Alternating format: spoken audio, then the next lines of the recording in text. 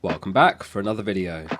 The Premier League dropped a fixture announcement today, which includes a couple of double game weeks and a likely blank game week. So this is a short and sweet video to bring you up to speed with everything you need to know, and we'll also discuss chip strategy. If you find the video useful, as always, please remember to drop it a like to support the channel. The first double game week is Gameweek 31, not a particularly exciting one as it's Burnley and Everton, the only two sides who double.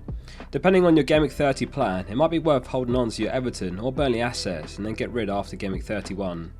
There's no standout players here, and Burnley's first game being Man City really reduces the appeal more so. From Everton, you could consider a punt on a player like Gordon, who's only 4.5 mil in midfield.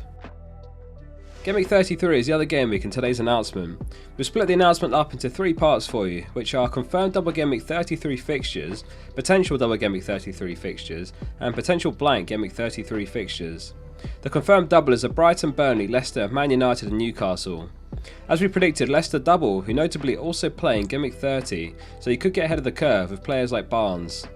The Man United double is a tricky one. Bruno or Ronaldo could be standout captains, but the Liverpool fixture is poor, so you're counting on something from the Norwich game in particular.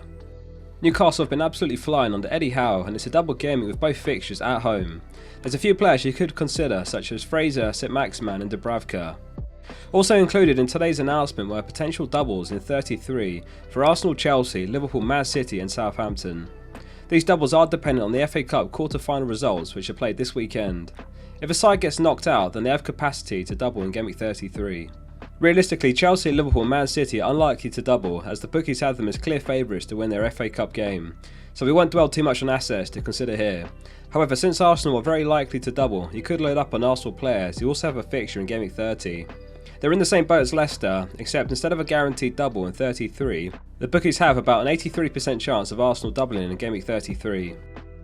Lastly, there's three teams who could blank in Gameweek 33, which are Aston Villa, Leeds and Chelsea.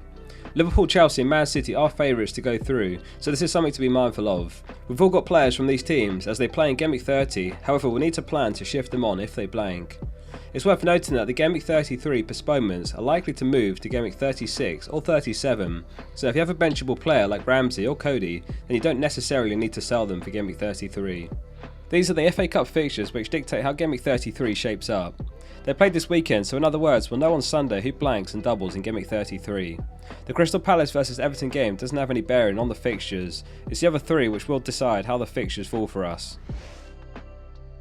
Lastly, we'll take a quick look at some chip strategy. In a nutshell, all three chips are viable in Gameweek 33, but it will be dependent on the fixtures. Wildcarding in 32 and bench boost in 33 could be huge, but it's unlikely to be viable due to Chelsea, Liverpool, Man City being favourites to progress in the FA Cup. Failing that, you could wildcard straight into Gameweek 33 instead, but it might be wiser to hold on to it to prepare for double Gameweek 36. If Liverpool get the double Gameweek 33, then Salah is a standout option to triple captain if you still got it. Failing that, it's best saved for Gameweek 36 when Liverpool should double.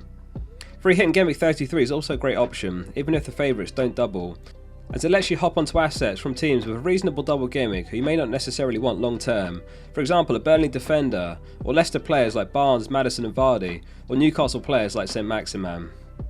That wraps up today's video. If you found it useful, please drop it a like before you go and leave a comment below with your thoughts on today's announcement. See you soon for the next video.